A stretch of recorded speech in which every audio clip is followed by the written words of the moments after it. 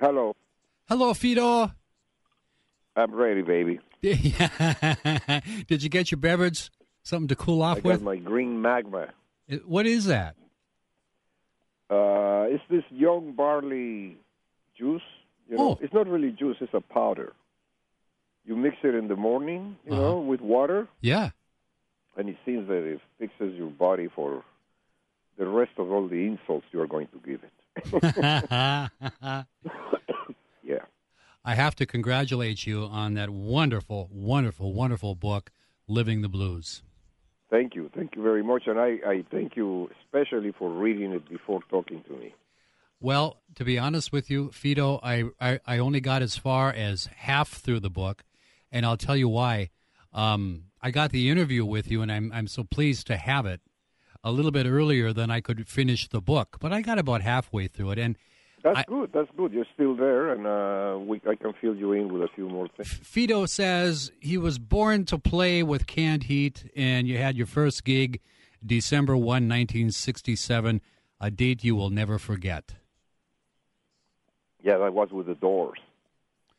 So you worked It was the beginning. It was the beginning of a year where we worked a lot of gigs together.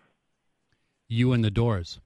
Yeah, so sort of representing the L.A. Rock scene, mm-hmm. or blues rock scene. Mm-hmm. Mm-hmm. I got a wonderful description of your description of the Bear. He was in the music business so he could party for a living. That's right. That's right. In many ways, he had the right attitude. Do you think that attitude has changed over the years with music? Oh, yes. His and ours in many ways. I mean, of course, there are a lot of young people there that are very honest and have integrity. Mm-hmm. But most of them suffer from what the rest of the society is suffering from, which is like part of the consumerism pattern and care too much about success and money and fame instead of caring for the right things, which is caring about your craft and the music itself, Now, you have been a member of Canned Heat for how long, 45 years? Yeah, well, since 1966. I'm not keeping account, but yeah, that's around about it. Yeah, 46 years, something like that. You knew you wanted to be in Canned Heat, and eventually you succeeded. And then after things sort of years later fell apart, you were the glue that held Canned Heat together, and you're still going. What is the inspiration behind your doing that? Well, the main thing is that I've always thought that the band was something honest and valid and something worth pursuing in life. And, I look at life like you are in a train station and different trains go by. And sometimes you have to jump on one of those trains and make a decision, a commitment in life. And that train for me was the Canned Heat. And, I was a young immigrant, and to me it was a great thing. Like, it was like a dream to join a band of people that liked the same kind of music I liked and were friendly, were, special people. And when all the tragedies started happening and things started to fall apart, I kept going because I just didn't want to see it die, and also because the audience sort of pushed me into keeping the band going, even after Alan's death. Mm-hmm. And after Bob's death, mm-hmm. Many times I consider just forgetting about it and leaving the band alone and going to something else or go to another band. But there was always the certain event or certain thing that happened that made me decide to keep it going. And now it's doing great. I'm playing with Larry Taylor again, and we are getting some great gigs. We're playing excellent concerts, and we're making more money than we ever did. Has the blues music from when you started out, when you were just a kid, do you think that the blues music has changed from then to what we have today? Well, the blues music now is mainly being played by white musicians. Mm-hmm. And basically the whites are now carrying the banner of the blues because most of the blacks really turned their backs on the blues since the 60s. Since the 60s and 70s, most of the black audience did not want to know much about the blues. Of course, some of the masters were still alive then, but now most of them are gone. You see, with the exception of B.B. King, I cannot think of any of the old guys that is still around. But as I said in one of the interviews earlier, I said, Muddy Waters himself said it. He said it. And he said, you guys are carrying the banners of the blues now. And that's the difference now, basically. The blues is being played now by white bands and white musicians, some blacks. This is not like a total black and white situation. I mean, there are some blacks that still play blues, like Robert Cray, for example, mm-hmm. you know. Mm-hmm. But as a whole, it's been played mainly by white musicians. That's the main difference of blues music then and blues music now. And, of course, there's been a lot more acceptance, and blues music has become a lot more popular than when we were starting, you know. In the 60s, it was such a small audience for blues, you know, and many nightclub owners were even afraid of hiring blues bands. Blues was just not popular, and that was one of the missions that we had in our mind. We always wanted to make blues recognizable as an American art form, just like jazz. You know, we wanted it to be worldwide, and I think we accomplished that. Of course, not alone, you know, with other musicians that did the same things. And now blues music is recognized worldwide, and my God, there are blues festivals all over the place, blues cruises, blues societies. You know, almost every county in America has a blues band. You know, yeah, a little garage blues band played by no matter whom, but they are playing blues music. Over your career with Canned Heat, when going back to some of the big blues legends when they were alive, you and the group played with a lot of those legends before they passed. Yes, we had the privilege to play with, you know, Memphis Slim, Clarence Gatemouth Brown. We helped Albert Collins' career, you know. We not only played with him and sat in with him, but we brought him to California and helped him become popular. Mm-hmm. And the same with John Lee Hooker, you know. Mm-hmm. And even before I joined the band, Henry and Alan did a couple of excursions down south, and they contributed to the rediscovery of Skip James and Son House, which were two of the most important country blues performers of the time. A few years ago, I had opportunity to be with John Lee Hooker Jr. So in a way, great guy. I've known him. I met him a few times. Name some of the others that you were with. Would you do that for me?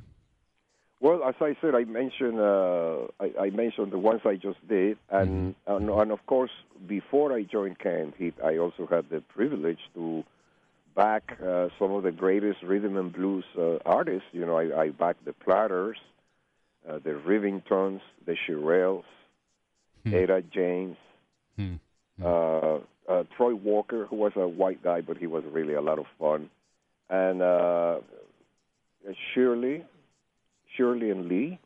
You remember those 50s rock and roll and rhythm and blues acts that I just mentioned to you? I remember a few. I remember Shirley and Lee. I remember the Platters and the Shirelles.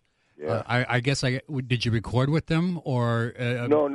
We were, you know, when I just arrived to the U.S., I got a gig in a nightclub called the Tomcat Club in Torrance, California.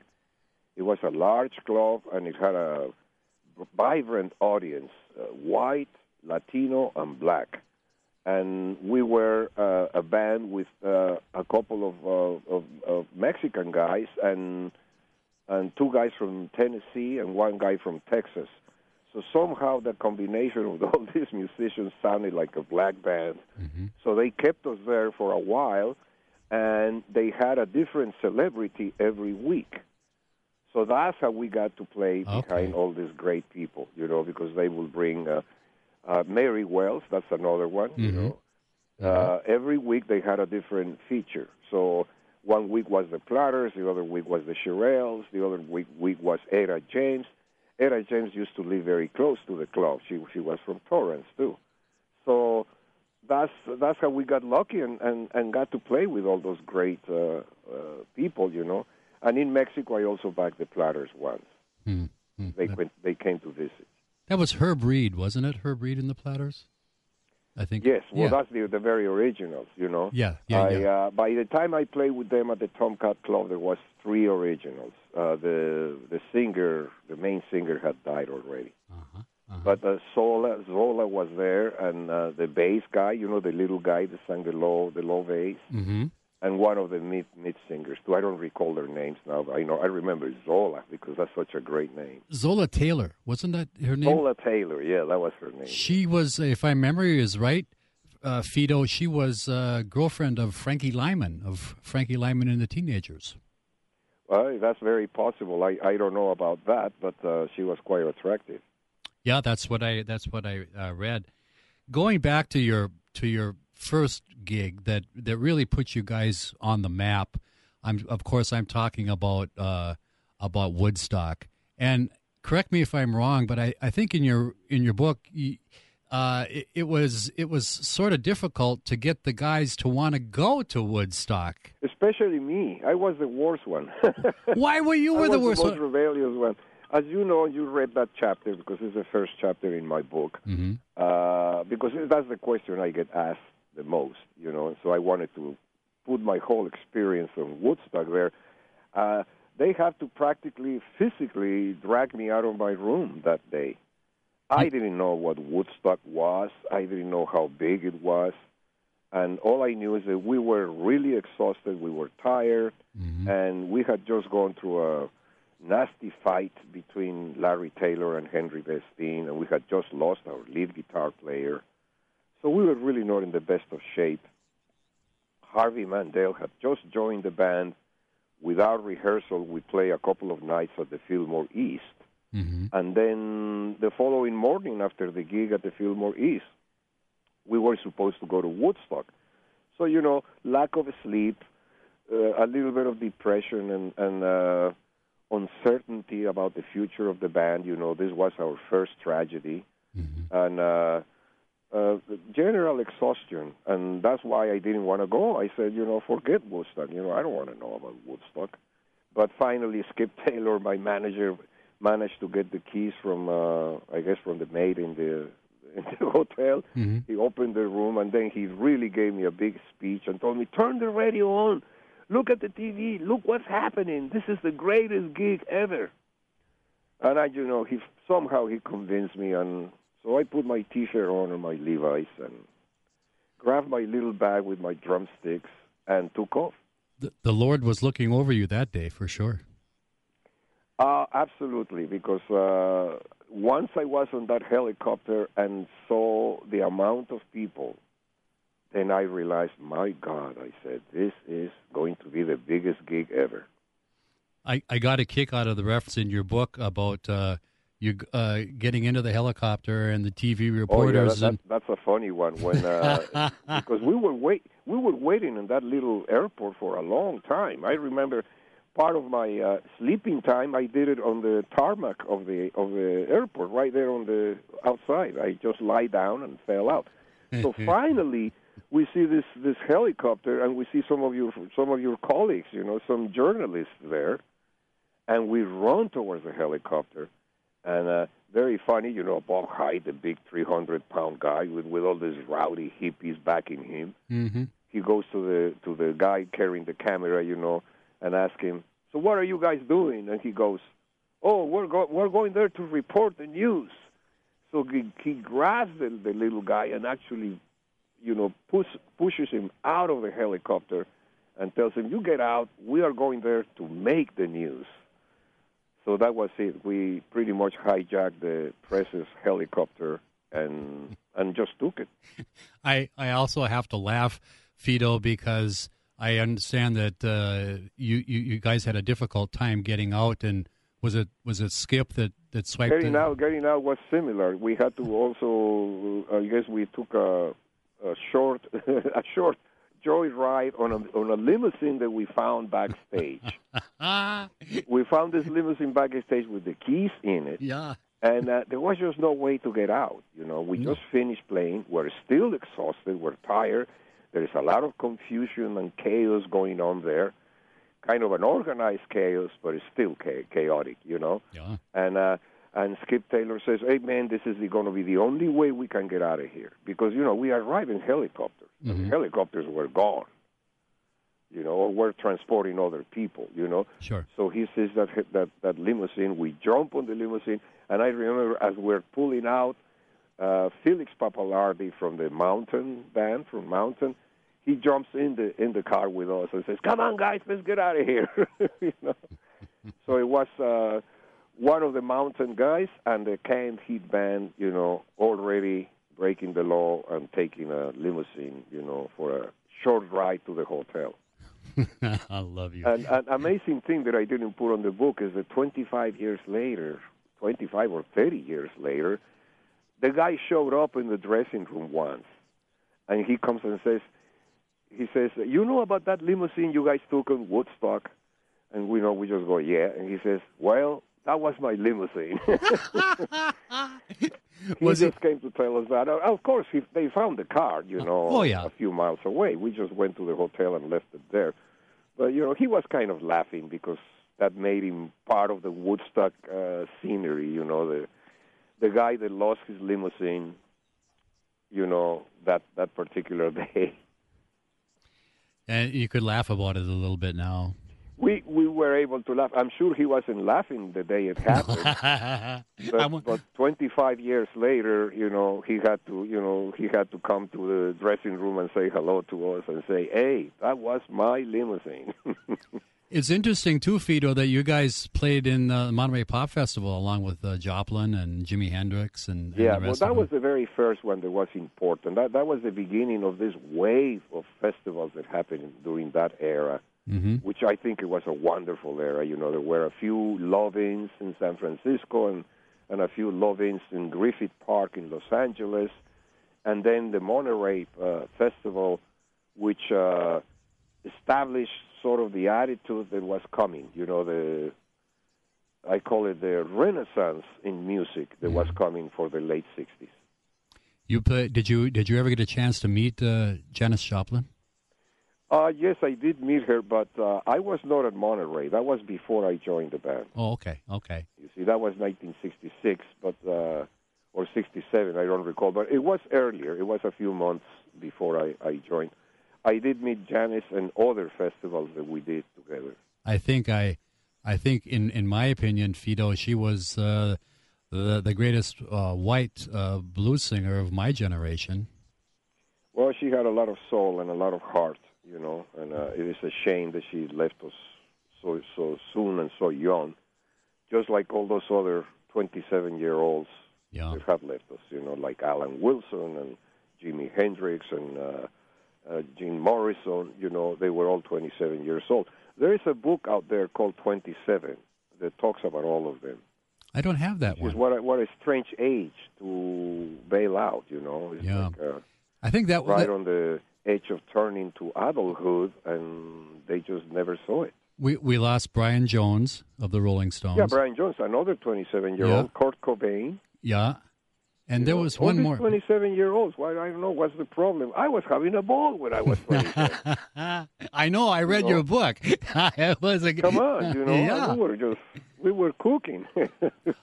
Fito, I'd like everybody that's listening to be able to get the book, Living the Blues, because I've over my career in radio and music, I'm about the same age as you are. I'm in the same ballpark, and I started with rock and roll when I was 9, and I have well over 100 books.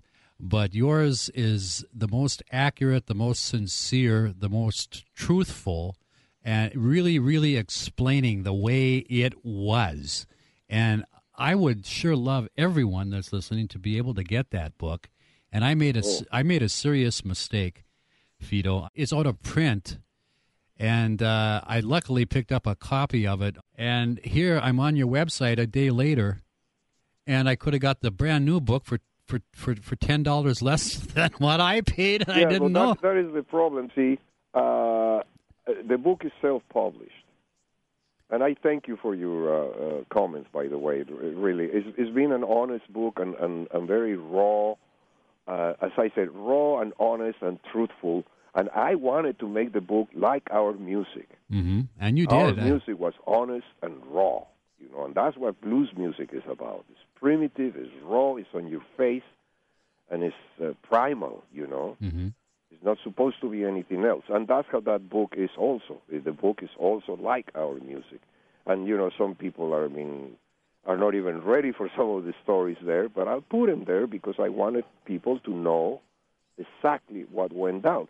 Now, to get back to the price of the book, the only place where you can find the book right now is through our website. And I can sell the third edition. I still have about 100 copies left. Well, Fito, I found a used one for $153, and it was not signed. So there you go. So see, what happens is they realize that the book is very popular. People like it. Yep. I'm even surprised why I could never get a publishing deal on it.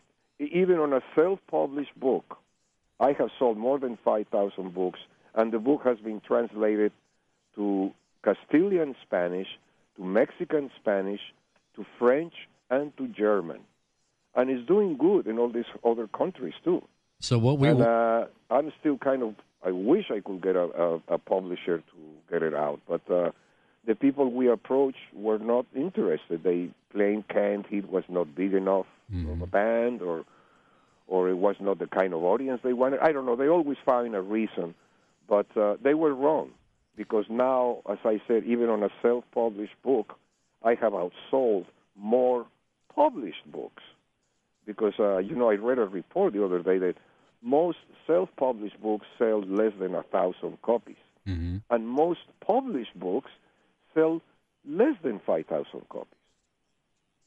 So I don't know what's going to happen in the future, but right now I have 100 copies left, and I intend to hold on to them, and I may not print more. I don't know yet what's going to happen. I think the demand for the book is going to almost force you to put more on there. If you only have 100 or so left on CannedHeatMusic.com, you've got I think a very, very fair price of $25, and that's yeah. Because, it took us 5 years to make it. Mm-hmm. And being a self-published book is it's been hard. I was hoping to get it printed. I've seen a lot worse books being printed and being published, but it was also, I guess, I don't know, it's part of that dark cloud that has followed Canned Heat always, Yeah. We have not been very lucky. That's a fact. We've been denied the Rock and Roll Hall of Fame. We've been denied a lot of things and rejected for a lot of things. I guess it's part of our outlaw approach, or something that made this band tragic and unlucky. And it has followed even my book. But you did get an award, Fito, from President Ford, did you not? That was a different kind of award. Oh, I don't know what it is. That was an award for recording the song Amphetamine Annie, which is the first anti-drug song ever recorded. President Ford gave us an award because they, during the time, the problem with hard drugs, the speed and the heroin and the cocaine and all that, bad drugs, and we recorded that song. We recorded that song that actually was released 2 weeks before the Pusher. You must remember the Pusher. I do. I have occasion to work with him on a couple of occasions, John Kay and Steppenwolf, and I had his book too, which would rank number 2 on my book list because it is very, very detailed and thorough. Unfortunately, it's a hard read, where yours is, again, telling it exactly like it was. Mm-hmm. And it's a very easy read. It flows. You don't want to put the book down. Yeah, that's right. That's good. Do you know well, what I that mean? was also my co-writers that helped. You know, I'm sure. Both, They were both expert journalists, and actually, they are the ones that pushed me into writing the book. I'm glad they gave you that push because I'm glad that I have the book. I'll tell you. Yeah, no, they like the way I tell stories. They told me that I was a great raconteur, and they say we have to put that kind of style, the way you tell a story, into a book, and they did a great job. I'm very grateful to them. 38 albums or CDs out. Am I right? But probably more now. We're in the process of releasing more. We just released live in Boston record. It was in YouTube as a pirate, and now we just released a very nice live record called Canned Heat 72 Live. Can people access that or get access to that at CannedHeatMusic.com? Yeah, or else go to FridayMusic.com too. That's the record company. And I would fortunately our CDs and records are still being printed and sold by labels. Unlike the book, that I couldn't find a publisher, that will jump on it. Are you going to be bringing some of those CDs with you up to the 26th annual Bayfront Blues Festival here in August? I don't know. We usually don't carry merchandise that much anymore. I count on the website. The website has everything. Yeah, I'm looking at a couple when people want to order something from us, the best thing is to buy it from the website, because that way it goes to the band. Mm-hmm. And also, that's the best place to find the book. As you are mentioning, I haven't visited Amazon or eBay or anything, but I'm sure my book is going up in price, and the easiest thing to do is to order direct from us. Well, like you say, it's $25, and it's a lot more, and if you can even find it anyplace else. I've got my eye on a couple of the Canned Heat T-shirts, by the way, that you have on CannedHeatMusic.com. I'm going to get me a couple of those. That's for sure. Oh, that's good. That's good. Thank you. Yeah. And I'm glad that you are enjoying the book. You should keep reading it because it gets really heavy. When we see you you'll be here August 9th on the main stage, closing the show from 9:15 to 10:30. I wonder what type of music the fans that are listening can expect from Canned Heat. Well, they are going to hear, of course, they are going to hear our hit records, which is what they know and they relate to. And then we're going to be playing some blues, some blues rock, music, some traditional stuff like influenced by Elmore James or John Lee Hooker, and then some stuff that we have also rearranged and just put it together. And we may do Amphetamine Annie, since we talked about it. Didn't you do a version of Elmore James' Dust My Broom on one of your CDs? Oh, yeah, we did several of them. Elmore James was one of our idols, As one of mine, too, one of the greatest. Yeah, he was something. He was something else. Well, it's been a pleasure meeting with you and visiting with you, Fito. And again, I've got to thank you so very much. Who are you going to bring with you? Now, I know you're going to be here. Skip is going to be with you, I understand. Yeah, Skip, our manager from so many years, and Larry Taylor is in the band, of the originals. And then the two guys that have been with us, John Paulus has been with the band now almost 10 years. So he's when you stay 10 years with Canned Heat, you are considered an original. And then we have also Dale Spalding as a frontman and magnificent harmonica player. And we're doing great. As I was telling you, the band musically and as far as fame and acceptance and all that, we are enjoying kind of a second golden era, I guess, because we're getting old and people are starting to see that we may not be around that long, and they all come to our shows. They want to see what was this band all about. Harvey Mandrell fell ill. Yeah, Harvey has been battling cancer, a horrible disease, and it was in his face. They took half his nose off. Oh, my. And he had to have, 14 different operations. My God. And luckily now the latest report we got is the pathology came clean. So he no longer has cancer, but now they have to rebuild his nose. Yeah, do some reconstruction. And, so, he's going to have maybe another 4 or 5 operations. I calculate that Harvey will be ready to be on the stage and playing maybe in about 6 months. We will invite him again to work with us. Mm-hmm. Maybe not as much as we work. I'm not going to bring Harvey in long trips and Europe and all that because he's just not in shape to do those kind of tours. Sure. But we will have him in tours. Like, for example, the gig we're doing for you guys, that would be a perfect gig for Harvey to come. Mm-hmm. If he was in health, if he was healthy, I will bring him. When Mick Taylor of the Rolling Stones left. Yeah, that's Harvey Mandel. Yeah, yes. That's what I thought. He recorded in the Black and Blue. On the Black and Blue album, Rolling Stones. LP, yeah. Basically, they didn't. The way he tells me is that the Stones were delighted with his style. I mean, Harvey is a great guitar player. Don't get me wrong. Mm-hmm. And but he says they didn't hire him because he was not English. Yeah, and I think basically that's the reason why they went for Mick Taylor and not him. Yeah, and then eventually they went to Ronnie Wood. Ronnie Wood, yeah, I'm sorry. I think Mick Taylor was in between, yeah.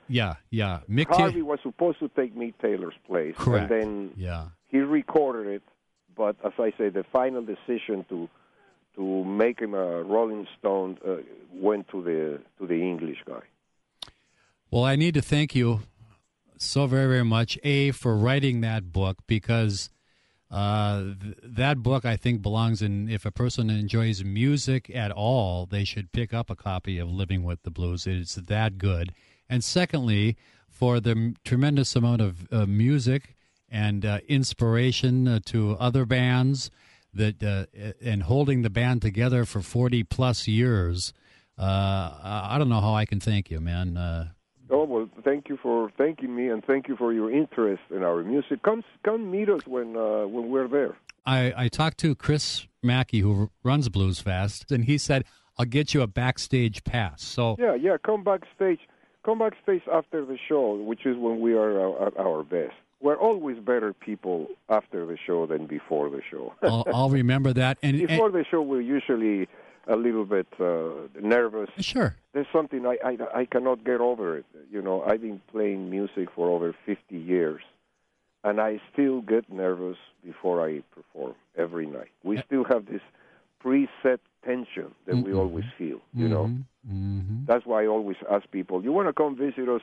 It's better when we're finished than before. Well, it would be a true honor to meet you and shake your hand, and Skip as well. And I need to thank you from the bottom of my heart for coming on the air with me. And I'm looking forward to. Thank you for everything too, Ron.